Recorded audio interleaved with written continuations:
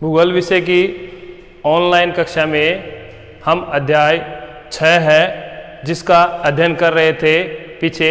अब इसी अध्याय में हमें आगे दिया गया है, पीछे हमने कल पढ़ा था अधिवासों के बारे में, आज हमें दिया हुआ है अधिवासों के प्रकारों के बारे में कि अधिवास के कितने प्रकार होते हैं। तो हम देखते हैं, सामने दिया हुआ है ग्रामीण अधिवासों के प्रकार। सबसे पहले दिया हुआ है ग्रामीण अधिवासों के प्रकार। तो ग्रामीण अधिवासों के प्रकार के बारे में आज हम पढ़ेंगे। तो मकानों की संख्या और उनके बीच की दूरी के आधार पर किए गए विभाजन को अधिवासों का प्रकार कहा जाता है।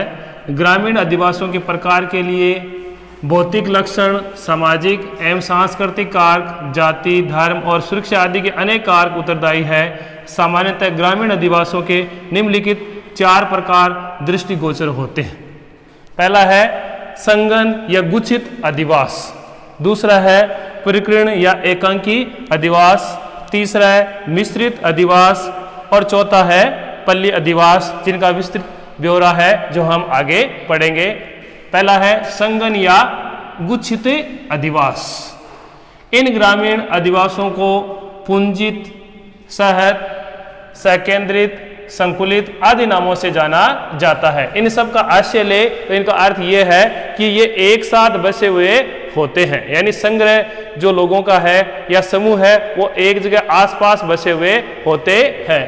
संगन ग्रामीण अधिवास उपजाऊ मैदानी भागों, समतल तथा पर्याप्त जल की उपलब्धता वाले क्षेत्रों में विकसित होते हैं, यानी ऐसी जगह जहां पर हर संसाधन उपलब्ध हो वहां संगन अधिवास या गुच्छित अधिवास बसते हैं, जिनमें आवास गृह पास पास होते हैं और संपूर्ण गांव संगन बसा हुआ होता है, यानी घर घर जो है वो पास होते हैं, लोग पास पास में बसे हुए होते हैं। आसान पहुंच के लिए इनके साथ सड़कों का निर्माण होता है। आवासों के साथ साथ विद्यालय, सामाजिक व धार्मिक स्थल भी बने हुए होते हैं, यानी संपूर्ण विकसित ये गांव के रूप में देखा जाता है, जिसमें लोग अधिक तौर से संग्रहित या बहुत ज़्यादा संख्या में निवास करते हैं। अब ये इनकी विशेषता क्या दी हुई है? ये अधिवास प्राय खेतों के मध्य किसी ऊंचे एवं बाढ़ से सुरक्षित स्थानों पर बसे होते हैं, यानी ऐसे स्थान पर बनाए जाते हैं घर जहां पर बाढ़ का पानी न पहुंचे सके। सभी आवास पास पास बने होते हैं, जो अपने आधुनिक घर है उसी तरीके के उसमें घर होते हैं पास पास। सभी आवास एक स्थान पर संकेंद्रित होते हैं एवं बाहरी आक्रमण का मिलकर मुकाबला करते हैं, यानी किसी प्रकार का कोई आक्रमण हो जाए तो उसमें ये सब लोग एक साथ हमला बोलने के लिए तैयार होते हैं। सामाजिक प्रगाढ़ता होने से एक दूसरे के सुख दुख में सहभागी होते हैं, यानी किसी भी व्यक्ति की कोई मृत्यु हो जाए तो वो एक दूसरे के सुख दुख में साथ देते हैं। किसी के शादी विवाह या अन्य जो पर्व है उन पर ये लोग एक साथ मिलकर प्रेम भाव से उन त्योहारों को मनाते हैं। इनमें आवासों की संख्या 40 से 50 से लेकर सैकड़ों तक हो सकती है, यानी आवास लगभग 50 घर पास पास होते हैं या 100 तक इनकी संख्या पहुंचे सकती है। इनकी जनसंख्या उपलब्ध संसाधनों के आधार पर 500 से 1000 या अधिक हो सकती है, यानी 500 की जनसंख्या या उससे ज़्यादा 1000 तक हो सकती है। संगन अधिवासों का वितरण इस प्रकार कि अधिवास नदियों के उपजाऊ मैदान में संगन जनसंख्या वाले क्षेत्र में पाई जाती है। भारत में संगन ग्रामीण अधिवास गंगा सतलज के मैदानों, मालवा के पठार, विंध्यन पठार, नर्मदा घाटी और राजस्थान के मैदानी भागों में पाए जाते हैं। अब परिकीर्ण या एकांकी अधिवास, यानी ऐसे अधिवास जो प्राकृतिक रूप से छितरे हुए होते हैं, यानी बिखरे हुए होते हैं, अलग अलग स्थानों पर लोग बसे हुए रहते हैं या ढाणी के रूप में अलग अलग दूरी पर स्थित जो घर होते हैं उनको हमें परिकीर्ण या एकांकी अधिवास कहते हैं। ऐसे अधिवास छितरे और बिखरे होते हैं, यानी अलग अलग होते हैं, इसलिए आवास एक दूसरे से दूर और कृषि भूमि को छोड़कर बनाए जाते हैं। इनकी विशेषता है आवास एक दूसरे से दूर दूर स्थित होते हैं, व्यक्ति एकांकी रूप में रहता है, यानी जैसे हम खेत में ढाणी बनाकर रहते हैं उसी प्रकार ये लोग दूर दूर रहते हैं। व्यक्ति स्वतंत्र जीवन यापन के आदी होते हैं, यानी अपने आप में ही खुद अलग रहकर अपनी इच्छा अनुसार ये जीवन यापन करते हैं। एक दूसरे के सहयोग की भावना कम होती है। जब व्यक्ति दूर दूर बसे हुए होते हैं तो लोगों में आपसी संपर्क नहीं होता है, जिसकी वजह से एक दूसरे की सहायता करने की भावना भी इन प्रकार के घरों में रहने वाले लोगों में नहीं होती। कृषि में संलग्न जातियों में ऊंच नीच की भावना पाई जाती है, इस वजह से वो जो निम्न जाति के लोग हैं उनसे दूर जाकर बसे जाते हैं।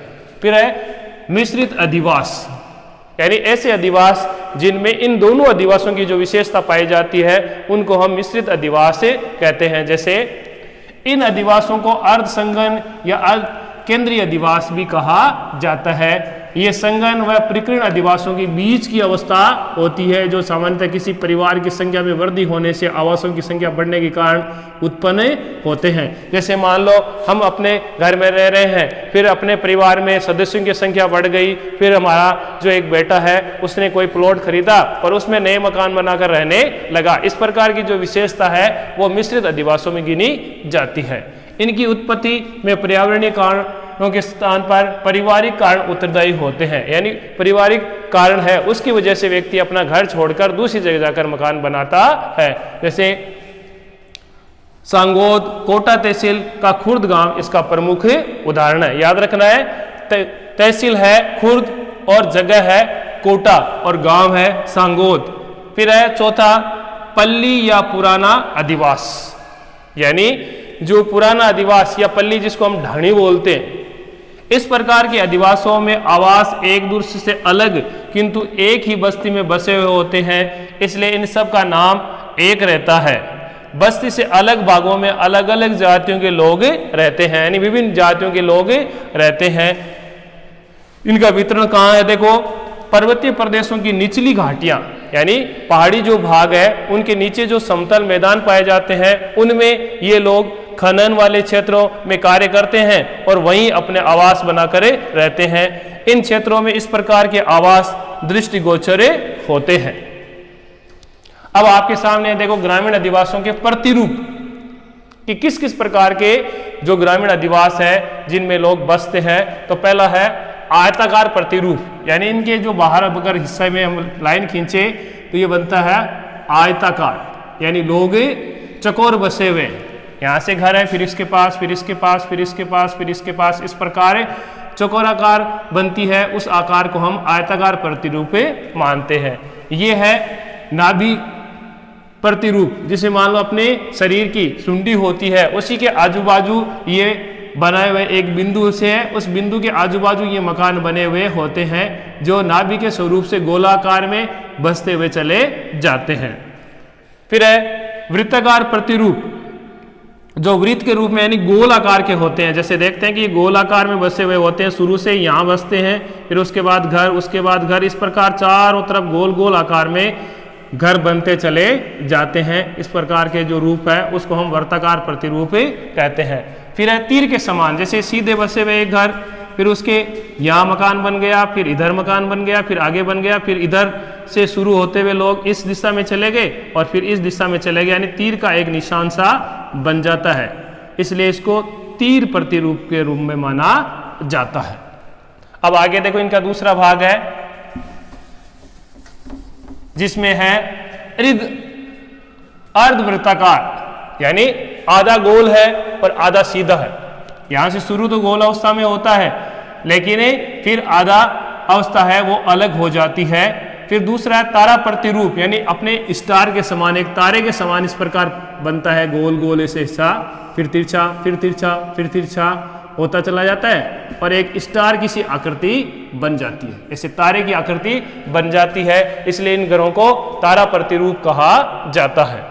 फिर है रेखीय प्रतिरूप, यानी एक रेखा के समान सीधे बसे हुए घर है, पहले इस तरफ दोनों तरफ इधर हो गए, फिर इस साइड में चले गए और फिर उस रेखा के हिसाब से इस साइड में चले गए, फिर इधर बस गए, फिर इस साइड में चले गए। इस तरीके से हम देखते हैं कि एक रेखा के रूप में इधर से उधर और इधर से उधर बसे हुए प्रतिरूपों को हम रेखीय प्रतिरूप मानते हैं।